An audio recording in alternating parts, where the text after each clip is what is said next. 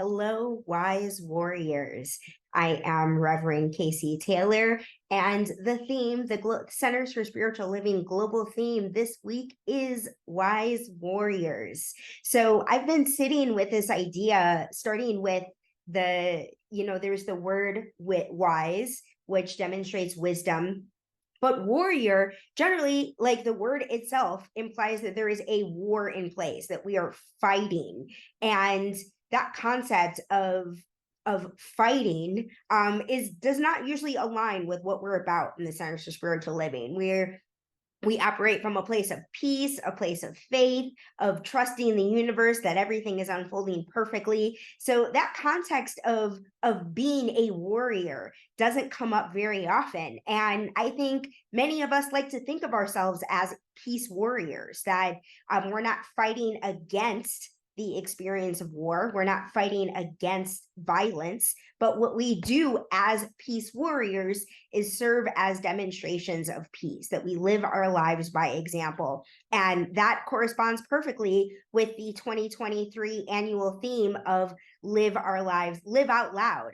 And so this week is an opportunity for us to practice one, defining what it means for ourselves to serve as a warrior, to show up in the world as a warrior, and also to show up that way. First is the question, what does it mean? And then the follow-up is, now that I have this understanding for myself, what do I want to do with it? And as I was faced with this question for this conversation, I like to say it's a conversation, that the concept, the experience of being a warrior for me right now has really been about being a champion for rest. And personally, I was introduced to this concept by Tricia Hersey and the NAP Ministry in 2020 when I started working remotely. And at first, working remotely felt as if what it did is it created space and room and time in my life. I no longer had a 2-hour commute in my day, but I filled that time up real quick. And so burnt myself out pretty quickly from that experience of working remotely, and was introduced to Tricia Hersey's work. And so since then, I've been eating it up. And she has a book called Rest is Resistance, a manifesto that I think is really one of the only books that is about the challenge of practicing rest, of what it means to redefine how to operate from a place of rest in a country, specifically in the United States, where rest isn't considered valuable, that we are constantly talking about how busy we are and have a ton of things going on at once. And so few of us really know how to live from a place of rest. And I am absolutely one of those people. So in 2020, when I was introduced to this concept, I started spending more time in Sabbath, identifying dates of the week that serve as a Sabbath. And right now, I don't have one. Saturday is the one that I said I would claim, but I haven't moved into the experience of practicing and honoring Saturdays as a Sabbath in the way that I would like to. But one of the ways that I like to define warrior is to recognize that I don't have to show up the same way every time, that I don't have to be perfect at everything that I do. And starting with an intention of setting this day as my day of rest and knowing that that intention is present, and I'm talking about it right now. So I'm having an opportunity to work on building this habit right now in my life without putting too much pressure on myself and actually going through the logistics of actually doing it. But as I'm saying this out loud, I see I could definitely benefit from putting this in my calendar. That is a step that I could take today to remind myself that I'm serving as an example of somebody who is championing for rest. And this video was supposed to be posted hours ago.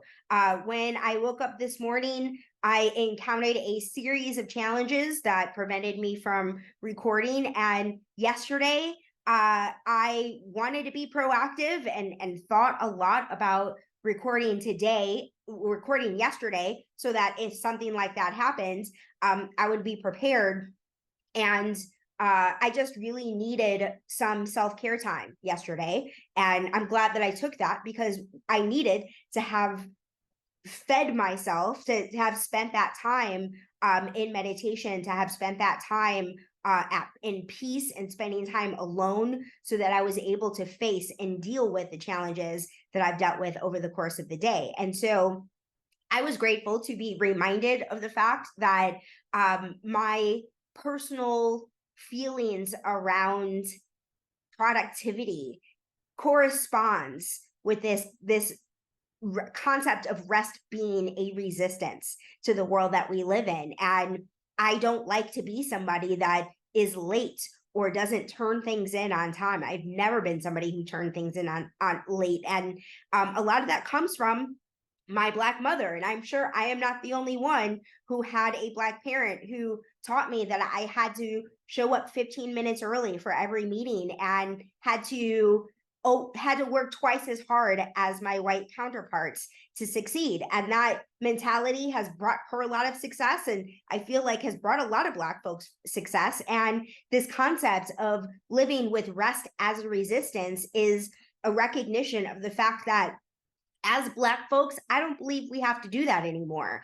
And in 2020, that was a big wake-up call for me, being introduced to the work of the NAP ministry, being in a place, spending time in my home, where I had the luxury of spending more time alone and spending more time outside. That experience really showed me that I no longer have to live from this perspective of working twice as hard as my white counterparts. I get to work just as equally as hard and live from a place of faith, of trusting and knowing that all of my needs are taken care of, that I am living an abundant life, and that my decision to prioritize rest only feeds that. So I'm grateful for that inspiration, and I continue to lean into it.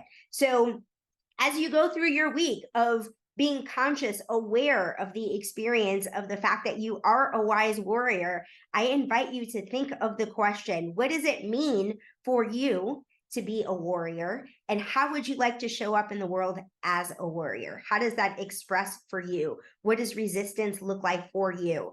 Is it rest?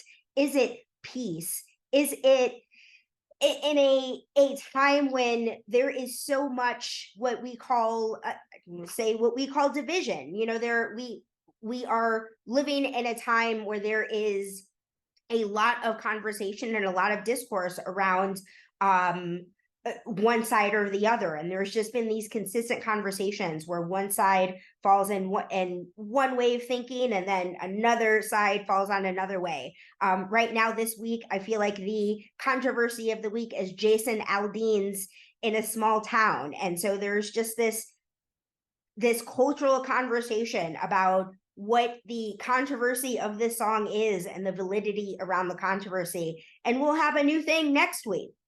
But I choose to live. What it means to me to be a warrior isn't just advocating from a place of rest. It's also speaking from a place of highlighting what is going well. I think we live in a time, especially the way that the media industry is designed, we live in an era of kind of gloom and doom. When you open a social media profile, somebody is always complaining about something somewhere, and there's not a lot of news and not a lot of information about what's going well, all of the ways that we are advancing as a society.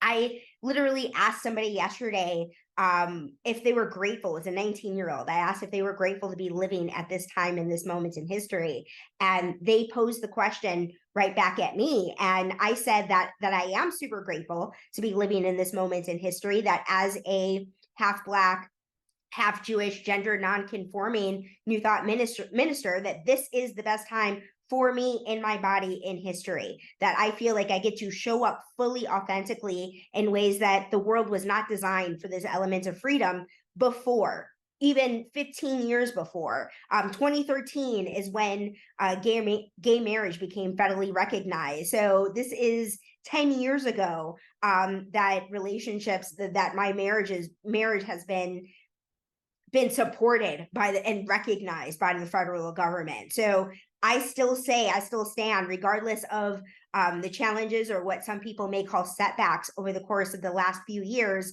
that we are still moving in the direction towards equality. So I like to ring that bell and focus on that.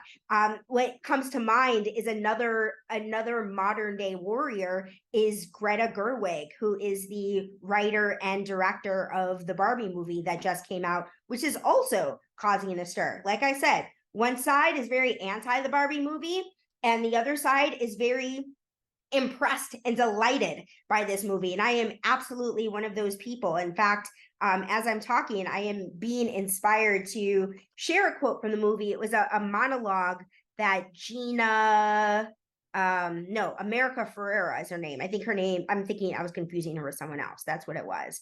That America Ferrera talked about the experience of being a woman that, and that really resonated with me. And I feel like is an incredible synopsis of the tone and the energy of this movie. So I'm gonna read this quote that came from that Greta Gerwig wrote in the Barbie movie.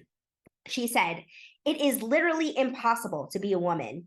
You are so beautiful and so smart, and it kills me that you don't think you're good enough. Like we always have to be extraordinary, but somehow we're always doing it wrong. You have to be thin, but not too thin. And you could never say you want to be thin. You have to say you want to be healthy, but also you have to be thin.